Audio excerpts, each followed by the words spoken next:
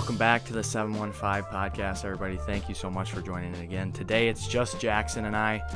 We thought we'd want to get in front of a mic, in front of the camera with you guys, and kind of dig down deeper into who we are as your hosts of this wonderful podcast that we're trying to put out weekly. So Jackson, you run this Artivision business. Why don't you kind of give the lowdown of kind of how you've gotten big into that? Yeah, I mean, one of the major things I do besides these video projects and stuff is Artovision, which is a 3D shadow box business I run with my dad. And we've been doing that for 3 years? 2 years? 3 years? I want to say 3.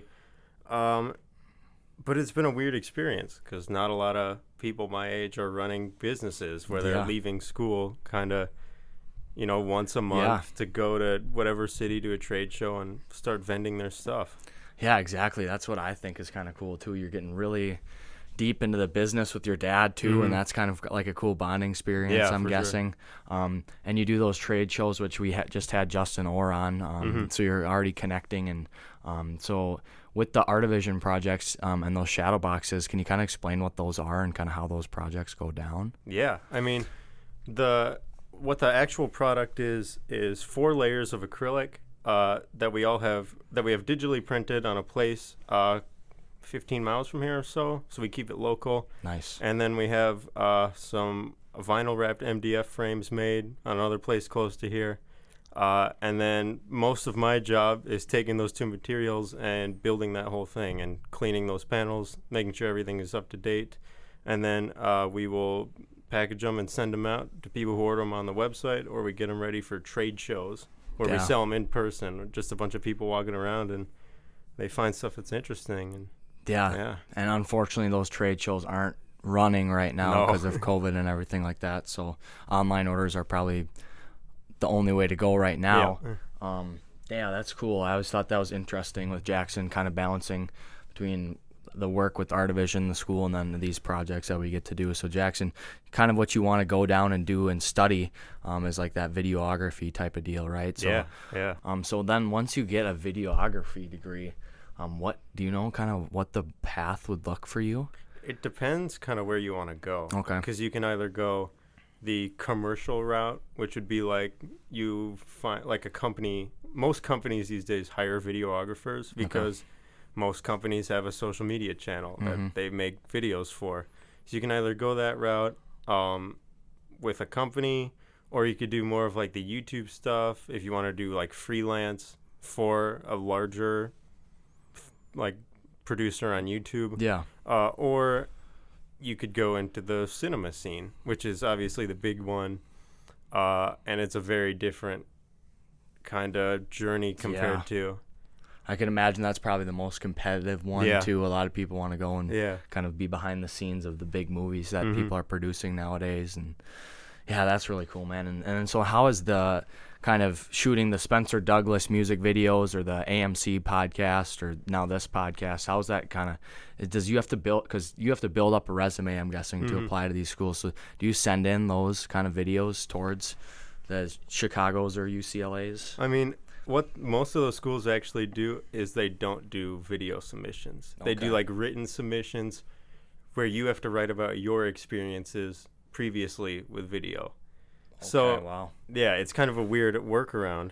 But one of the best pieces of advice I can give to people who are just like doing a hobby is like you just have to do it. Like if you are going in for a college degree and it's something that you could do at home, like cooking or even like finance, if you're just like, I want to help my parents with finance or whatever. I mean, because I've been editing videos for like 5 years now, and they started off with like Minecraft videos, you know, in like middle school.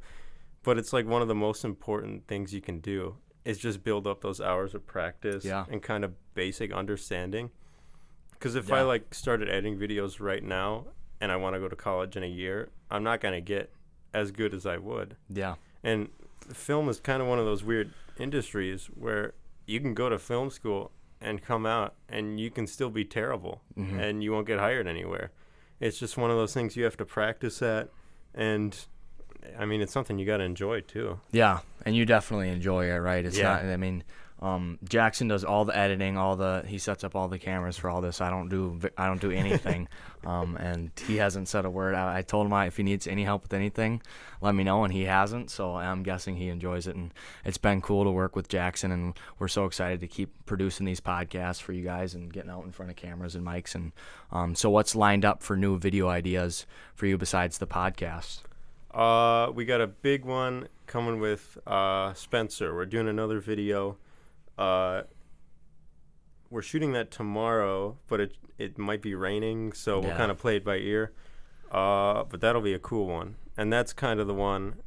The Princess Charming was more of like a practice for here's what a professional video would look like. Okay. This is kind of the first one where it's like, this is the video that I'm going to use to go around and say, this is what I do. Do you want to work on any videos? You know, this will be kind of like the freelance Kickstarter with the whole Sandler Entertainment thing. That's sick, man. Yeah. That's so sick. I'm excited for it. Yeah, I bet. And to get out and then finally produce that professional looking video, and you'll have people that'll be, I want some of that stuff too. And so then you can keep building and build the brand. Like a lot of people that have come on the podcast, like Tom Schiefer and those guys, building that Discipline or Regret brand and just keep doing it and doing it and doing it. And so that's awesome to hear, and we all wish you the best with that.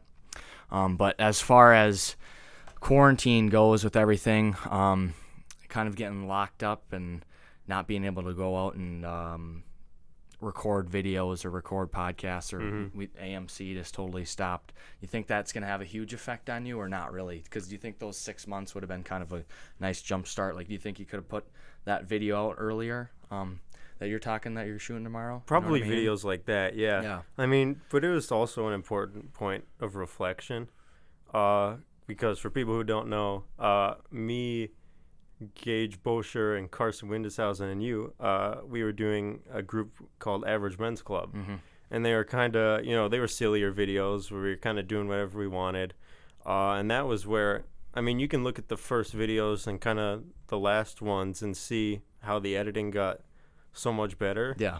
And at that point, over the quarantine, it was kind of a point of reflection for me, because I was like, I can either keep doing these videos, and they're taking a lot of work, and I'm obviously getting better at them, but they're not as marketable as something that could be more professional. Yeah.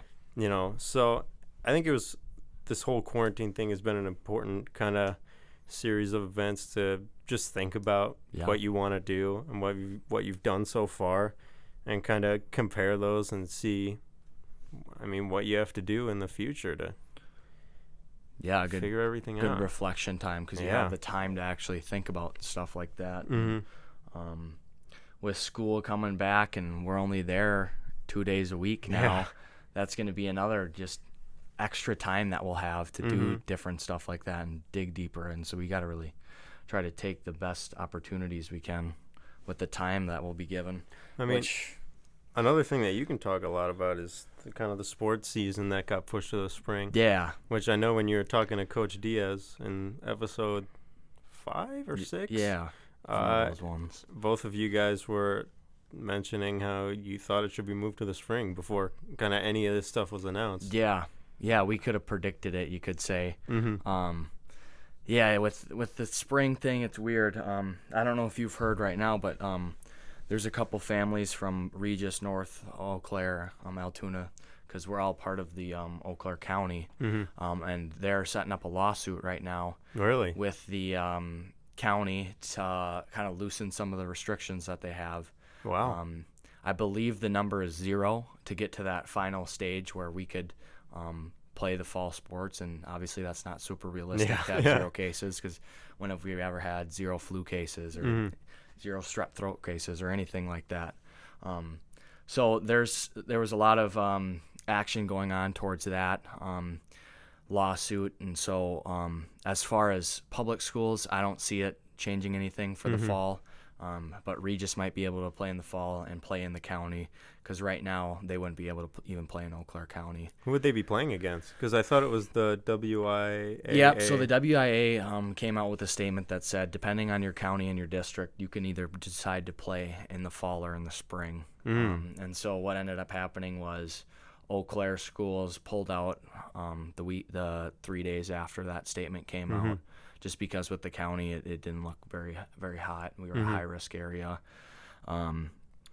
But then for teams in the rest of in the BRC conference, everybody else is playing in the fall besides Superior. And I think the number is like 70% are playing in the fall throughout the whole Wisconsin, and 30% are playing in the spring. So what's going to end up happening is, I think that depending on how this lawsuit goes with the county, we'll still play in the spring, but it might be more realistic to get back to 5 days sooner, or to hopefully even play the spring. Because we got moved to the spring doesn't guarantee that we'll have a season quite yet. But I think when looking back at it, Diaz and I were thinking, if we get 2 games in and someone gets COVID, they're just going to call the season. Yeah. And we don't want that to happen. We've put too much work in just to call the season. So if we can push it back, and you'll have 6 more months of hard work in front of you, but then we'll at least have the opportunity to hopefully play by then. But the way things are going, who knows, That's a little bit different than I heard. Like, I mean, I didn't look into it that much, but I thought it was like a universal pushback that everyone was going back to the spring. No. Oh. It was decided that you could choose. Wow. Which really messes up conferences. I mean, like I said, we have 3 teams in our conference, Eau Claire North included, where it's like my one dream and one huge goal that I had throughout high school, through either 3 sports that I played, was to win the BRC, to win our conference championship. And that probably won't happen for sure in the spring. And depending on how things go for other sports, it might not happen. So it's a bummer for sure, but I would rather play 7 games in the spring and guarantee those 7 games than not. And right now with the county, I don't think we could. So it's just one of those things, man. You got to try to stay positive with it. And like I said, with recruiting and everything that's going on, it's messed up a lot, but still have opportunities out there. And as long as you can play football, I'll be happy. So yeah, I mean, it's a weird scenario and I don't feel like our district is doing kind of the best job, but I don't know what solutions would be better. Yeah. Because as of this year, I just finished up a couple summer school classes so I can graduate early. Yeah. So I'll be done in January. So my parents were like, I don't know, you do whatever you want. So I'm going to school like the 2 days. And both of my younger sisters are doing a full online thing separate from Memorial, though. Okay. And what was weird was when we got the letters in the mail about kind of what groups we were in all different groups, even though we... Really? Yeah. So I was in like the A group, my sister was in the B group, and then my younger sister was in the C group, which was all online, even though that's not what they signed up for. So they decided that both of them would just go all online. Was that going to be a kind of a decision before those groups came out, or did that kind of finalize everything? Yeah, that makes no sense to me. I haven't heard that at all, because your sister's in high school too. Yep. So you're going to have a kid in the same household go Monday, Tuesday, and then a sibling go Thursday, Friday. Yep. It defeats the whole purpose. Uh-huh. Yeah, I didn't know that was the case for that, man. Yeah, wow. I don't know how they divided it, because I know it's not by class, because although school starts in 4 or 5 days, we don't have any schedules yet. Yep, we don't. It's unreal. Yeah, that's so weird that it was split up that way. That must have had been a mistake, because Gavin and I were in the same cohort, that cohort A, the Monday, Tuesday, who's also he'll be a sophomore at Memorial, and then Grace was also an A, and she'll be at South at the middle school there.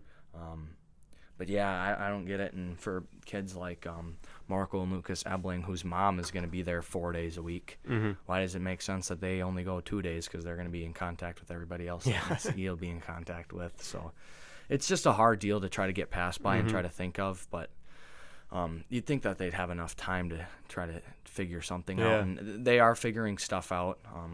They did figure out to do the cohort deal with the 3 days off, 2 days on. But it's like I was blessed enough to go to Link Day too, and that wasn't split up by cohorts. That was split up alphabetically. Okay. And to walk around the school and try to social distance in Memorial is going to be tough, man. we'll have 5 classes, blocked classes. Yeah. And it was kind of eerie to look at the lunchroom and the gyms, because the lunchroom, they're going to have assigned seats, closed campus lunch, and it'll be like social distance desks. So everyone has their own little Everybody desk? has their own desk and their own chair that's 6 feet apart in the commons, so the lunchroom, and then both gyms, and then like that up above area in the gym too. So we're all going to be spread out. I don't know if we probably won't all eat lunch at the same time. No, probably not. But yeah, it's just, what do you do? I mean, yeah, after I heard about that, I emailed my counselor, and I was like, do whatever you can to make sure I have like a study hall or early release. Yeah. Because I would rather eat lunch at home. Because it's also closed campus. I don't know if you said that or not, which is a change of pace, you know? Yeah, we've been lucky enough to have the open campus where we can go out, and but now they don't want kids going out and coming back during lunch, even though we'll do it as soon as the bell rings at 3 o'clock or whatever it is. But yeah, it's just, it'll be definitely like Mr. Olson was saying, it'll be 1,000% different than what we thought it would be and what it was when we were there in March. But we just got to try to make the best of it. And it sucks that it's our senior year and it's happening now. But hopefully we'll be able to get past it in like January, and everybody will stay healthy and safe, and there'll be a safe vaccine out, and then maybe we could start to get back to 5 days, and then slowly have a prom or something. And what's it, a lot of the, because you're a link leader, which means you kind of introduce the freshmen to the school, for people who don't know, but what did the freshmen kind of think about that? Oh man, the freshmen, they were all so nervous. And I mean, it's tough too, because normally the link leaders are trained for 9 hours before link day, and then there's like it's like a 4 to 5 hour link day when the freshmen actually get there, and that's the day before like everybody goes. But now it was 3 weeks before everybody goes, and the link leaders had an hour and a half of training. So we got there. I'll kind of go through the whole thing. We got there and we just kind of talked with Mr. Olson and Miss Lade, who were running the link crew that day. And then the kids started to show up. We were assigned our jobs as far as like trying to shuffle kids in. So we were all outside social distancing the kids like across the parking lot, and then shuffling them at 6 at a time. So then what ended up happening was I took 6 kids in by myself, because we had way more kids show up than we thought for link leaders. So a couple link leaders were off by themselves, which was fine, because we didn't do a bunch of the like ice breaking stuff that we did our freshman year, because it was just kind of in and out, show the building. So we walked the building with these 6 kids. I had to write down first and last names of these kids for COVID tracing, in case anybody were to come in contact with someone else. And then it was just a big whole ordeal. We were all masked up, obviously. I had a pool noodle, so if anybody was like not social distancing, I could show them what the social distance was, and then like whack them back in line. So that was kind of fun. But, yeah, it was interesting just to kind of, because I remember link day so clear. Yeah. Like I remember who my link leaders were, what we did, and who was in my group, and it's like a big part of your freshman year. Yeah. And to have it the way they had it, I felt really bad for those kids. And what were their questions kind of like? A lot of them, I really only had 3 questions, and it was like, what happens if, like, I'm late to a class because I can't find my class, type of stuff like that. And it was tough, because I had like 3 dudes that were like thought they were too cool, not asking questions, hanging around in the back. But I had 2 really nice ladies in there that were asking some questions, and could tell that they took it serious and they didn't think they were too cool. But it was fun, and just to get back and see like all the different faces, half though, because we were all masked up, but to like see the teachers again and just walk the building, it's just different to be back there after, because it's like the longest spring break ever. You know what I mean? And we went for spring break, and now we're back. So, but yeah, it's just gonna be different, man. It'll be different. When does Joe Rogan start his deal with Spotify there? Is that September 1st? I thought it was September. Yeah. That's crazy, man. Yeah. I mean, $100 million. One of the things I'm looking forward to is his whole platform. The reason that they purchased it is because he was kickstarting the Spotify video program. And I'm looking forward to that because we record all of our podcasts with videos. Yeah. And I'm hoping is if we can put all our videos on Spotify kind of as soon as they roll it out, it could help us gain some traction, you know? Yeah, that'll be cool. So that'll be kind of like a YouTube or like a Twitch then? Or yeah. Wow. I believe they already have some people doing videos on there. Okay. But I haven't looked into it too much. I'm sure they'll introduce like more browsing stuff because kind of on Spotify, I'm sure Spencer could talk more about this. But for me as an avid user, I don't kind of explore that much. If I find a song, I'll search it up and then play it or add it to one of my own playlists. Yeah, Spotify's interesting. I'm an Apple Music type of guy, so I don't have much interaction with Spotify unless I'm listening to a podcast, really. But that whole Joe Rogan deal, so he's going to be off of YouTube then. So will he be off of YouTube and all of their streaming platforms and solely on that Spotify and then that Spotify video or whatever? As far as I know, and I've done a light amount of research, so this could be wrong, but he's getting off of all audio platforms. I know that for sure. Wow. It'll only be Spotify for audio. And then for the videos, I believe all of the videos will be on Spotify. I know the full-length ones, maybe the highlights. Okay. And then the YouTube, I think they won't have the full ones, but they'll have like the highlights on there. That's what I think. Yeah. I'm like, yeah, that's interesting. 80% sure. Because normally he just puts out like a 3-hour video with Post Malone. It's like, I mean, he gets some interesting people on there, man. I mean, we've kind of done the same thing. You get interesting people to come on and interview, and you always get some different stories or different ideas from them. And he gets so many wide range of people because he's just been all over the comedy world, and then he ran what was that show? Fear Factor. Yeah, Fear Factor. Yeah. that was quite the show, man. Back in the day with eating like a handful of worms or some weird stuff like that, and on Fear Factor. But yeah, Joe Rogan, he kind of was like the pioneer for that kind of podcast game almost. And to see him move to Spotify for that much money, and he's moving to Texas too with Elon Musk, right? Yeah. I saw an article today about Elon Musk where he's the 4th richest right now, and he's well on his way to be like one of the richest. Wow. I mean, it's got to be tough to catch Jeff Bezos. But what he's doing with Tesla and SpaceX is pretty interesting, man. I mean, I feel like even in Eau Claire, we're just starting to see more and more Teslas and I feel like that could be really starting to shoot up. And if they could figure out like the self-drive thing too, where like a taxi type deal. I don't know who I saw that from, like Google or something was trying to do something with the self-driving car, because Tesla already has the self-driving. Yeah. But if they could really figure that out, then that's huge. Yeah, I mean, I think that was my dad's biggest theory for the future. That I was like, that makes sense.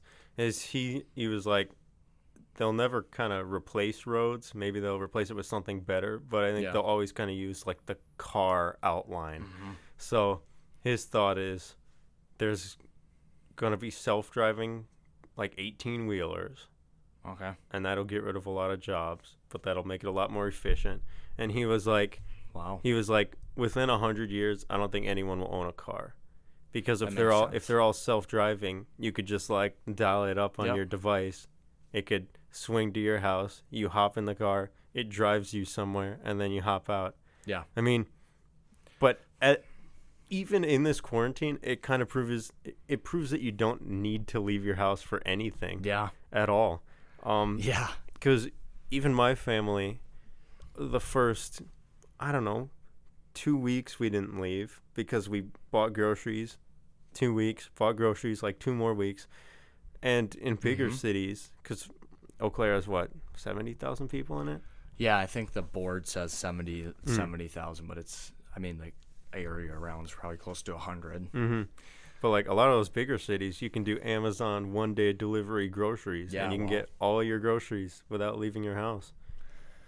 Yeah, that's giving me chills. I mean, just think about what the world would look like in 100 years from now. That's crazy to think about, the technology and everything. I mean, how much more technology can you have, man? I feel like we got it pretty well off right now. Yeah, I mean, it's a weird time. It is. If you think about, like, decades as they progress with technology, there's such huge leaps. Like, you go from the 80s with personal computers and 90s to wildly better computers and wildly better cars and 2000s, and now your computers are this big. Yeah. And I feel like I don't know, since like 2010 we've been at like mostly a standpoint. Yeah. Because I mean 4K TVs came out at least 7 years ago. Yep. Phones have been they're mostly the same.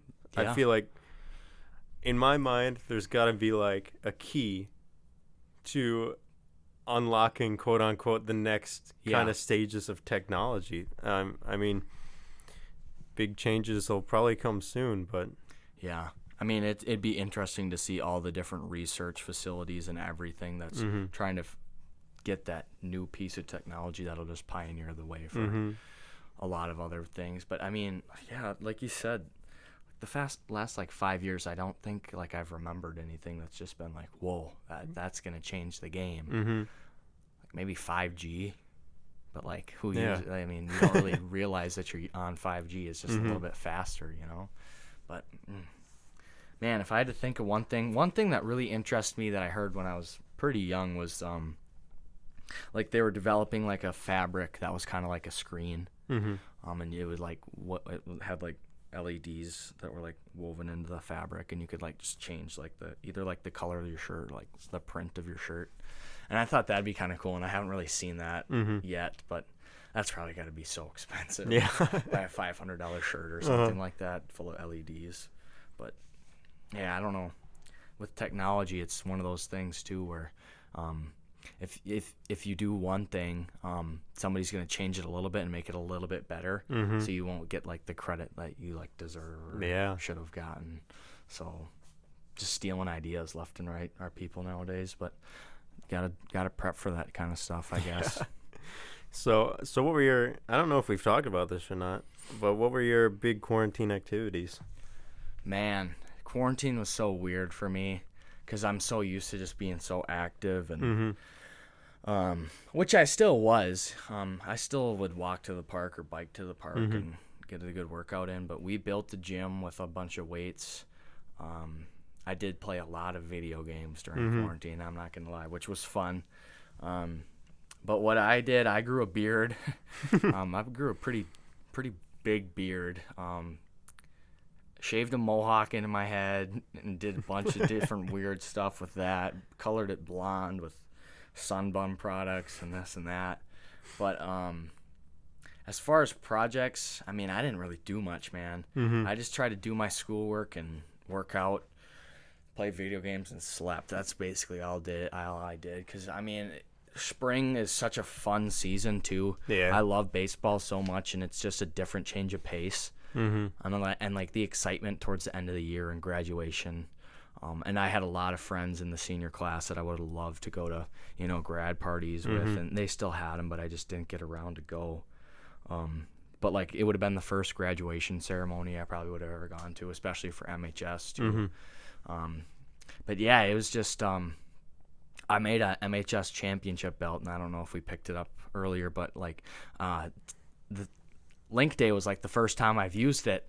I got a lifting belt from Rothbauer like the day before we shut down school from like the weight room, just an old janky big thick weightlifting belt, and we've had it in the background. I should have brought it, man. I didn't think we'd be talking about it, but I gotta just start carrying that thing around with me everywhere I go, because I tend to bring it up a lot. But I bought an M. I went to Hobby Lobby right before they kind of shut down things there too, and it was weird too, because that was before like masks were mandated or anything like that. That was even kind of before social distancing was like a thing. So I got my M, and I got a bunch of purple latex, and so my mom and I cut out the latex so it would fit around the belt, and we just kind of stapled it down, glued everything down. I have a couple of shiny beads and did some of that stuff. And I like doing that stuff. I'm not going to lie. I'm not the best at it. But just to have a product that you made is kind of special. So my next thing that I think I'm going to do is I think I'm going to make a pair of like WWE pants. So I'm a huge WWE fan. And John Morrison is his name if you want to look him up. He's got the sickest pants. They're gray with like a black kind of patches all over the place, if you will, with like just glitter and just cool patterns. And I mean, like if I could just get that and I could wear the belt. I got a big fur coat like what Macklemore wore in like the thrift shop video. I got a fur coat like that. I mean, I'd be set for any kind of like Halloween party, anything like that, man. Anything. I did order a pair of pit vipers. So those are like, I should have brought them in. They're in my car. Big sunglasses. Took 21 days to come. That was another thing. if you weren't ordering groceries from Amazon, it took like 30 days for something to come to your house, man. Yeah. But I ordered a pair of those, and they came, and they were the wrong color of lens and the wrong color of frame. So I'm like, what the heck is this? I got totally scammed. I emailed them twice. Hey, I got the wrong order. Can we do something? Can I get a refund? No response. So I'm pretty sure I got scammed by a sunglasses website too. Grant, I got an interesting story in regards of refunds. Let's hear it. I think you may have saw this on my Instagram story, at least the first part. Or Snapchat story, sorry. Maybe, I don't remember. But I just got done redoing my room, and one part of it that I wanted to do was get a new TV, right? Okay. Redo a room, you gotta get a new TV, right? I mean, I use this one, which we use for monitoring, and it's like, I don't know, like a 20-inch TV, but I was like, I think I can do better than that. Yeah. So, went to Best Buy, because I was like, that's the tech spot, right? Yeah. You buy your technology at Best Buy. I went to Best Buy, got a TV, set it up in my room, peeled the screen thing off, and it had a huge crack in it, going all the way from the right, all the way to the left. And I was like, I know I didn't drop it. Yeah. I know I brought it home fine. So the next day, I came back out here because I threw away the box on the dumpster, grabbed all the stuff, taped it back up, went back to Best Buy, and I was like, hey, I need to replace this or exchange it. It's broken. So the guy at the counter opened it up, and he took it out, plugged it in, turned it on. He was like, I can't return this. The screen is broken. I was like, hold on. Why do you think I'm trying to return this TV that I got the day before? So I talked to that guy for a while, got the manager over there, called my dad up. My dad came, chewed him out a little bit. Yeah. It's still nothing. So I got that home, and then I went to Target and got a good one. So did they give you a refund at all? Nope. Oh my gosh.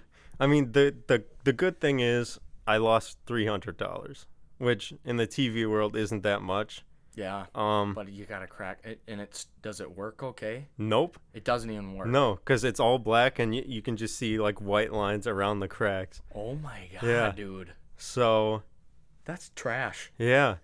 I might not ever go to Best Buy again. Yeah. Just for that. I know you won't. Probably. No, probably not. But dang, man. I mean, I haven't bought a TV or anything like that yet. Man, that's so weird. You didn't drop it or anything? No. I swear? No. Wow. Gosh. Their explanation, or at least the manager's explanation, was that when I was taking it out of the box, I squeezed the TV too hard and broke it. I was like, that's not... You can't do that. You can't squeeze a TV and break it. Yeah, and I think I did see the picture. The crack was like from one corner all the way down. Yeah, and I put my thumb on the screen too hard. Maybe I still have the TV, so maybe we can make a little video out of that. If we could squeeze a TV hard enough to break it. Break the screen. Yeah. I mean, and afterwards, I looked online, and other people were like, yeah, I got a cracked TV from Best Buy, and they wouldn't let me return it. I mean... That's some of those scam. Some of those people were like, "Yeah, I spent $2,000 on a TV and I can't do anything with it." Yeah. So luckily, I didn't go too big or expensive.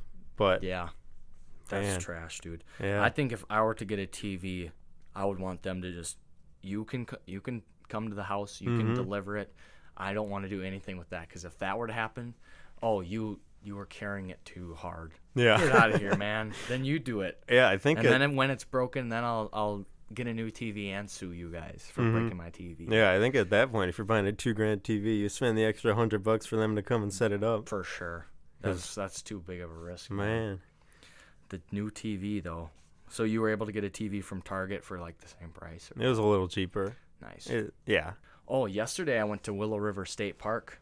Have you ever heard of that place? I think I've heard of it, yeah. That's the place where all the girls go and take their like Insta pics like, under the waterfall, you know? But yeah, I went there with Marco and Gracie, so my little sister and one of my good friends. Nice. We drove out there to it's in Hudson area. We got there and they're like, yeah, you can pay the annual fee for the park, or you just can't come in and park. Damn. So and it was weird because I had gone to State Park Devil's Lake earlier this summer, and they had waived all fees and everything. But I don't know if it's just different for Willow River, but we ended up finding a way. They didn't check it or anything. Marco said he was a senior citizen and got it for $13. So we went and parked and went to Willow River, and we tried to climb all the way underneath the waterfall, but it got too narrow and you would have got just rushed off by that water. But so they didn't have like a 1-day pass? Because I thought most of them did. No, they said no 1-day passes anymore. Wow. Which was weird. I didn't think. I thought you could do a 1-day pass too, but I think the 1-day pass would have been like $8 or something like that, and the annual one would have been like $13. But we did that and hung around the falls there, and came back, and we actually drove further towards the border and stopped at Popeyes. Nice. I hadn't had the chicken sandwich yet. How was it? It was pretty good, man. It was just a big, thick piece of chicken, and like it. If there's like one place where I'd say like their food looks like their commercials, I'd say it's Popeyes. I mean, it looked like a commercial, like just a thick piece of chicken, the toasted buns, man. And I actually got the spicy and the regular one. But I would say the regular one is the way to go. And if you're getting the spicy, go to Chick-fil-A and get that there you one, go. Because it's always seemed to be a big feud between which one's better, the Popeyes, Chick-fil-A, or even Culver's. It gets in the mix there. Yeah. But Popeyes was good, man. I was pleasantly surprised by it. And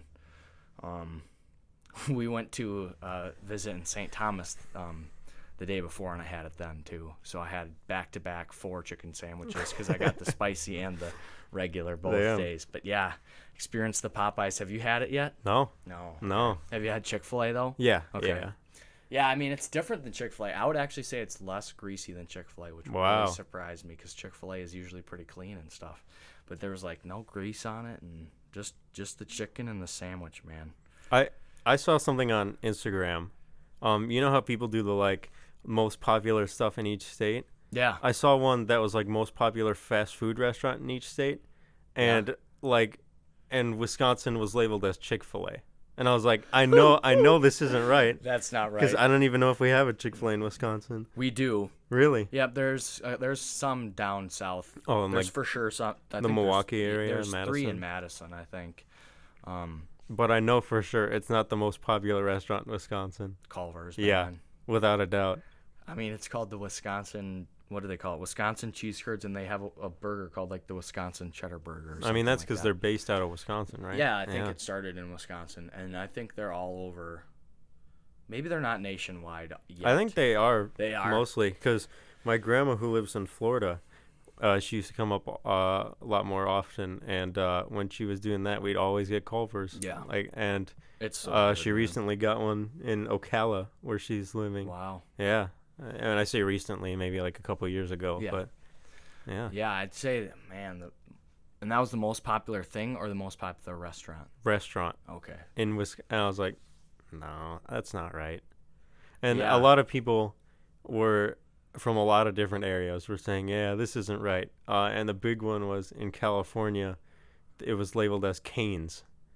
And everyone like was the chicken place? I think so. Yeah. And everyone was like, I know that's not right. What is it there, In-N-Out? I think that's what most people were saying. Yeah. Was it should be In-N-Out. I've only had In-N-Out one time. Yeah, me too. And I think it's overhyped. Yeah. It's definitely just like a Five Guys or even just like a Culver's, in my opinion. Do you know it's not overhyped though? I don't know if you ever had this. The animal fries there or what? Freddy's. Have you ever been to a Freddy's before? I have had Freddy's one time, I think.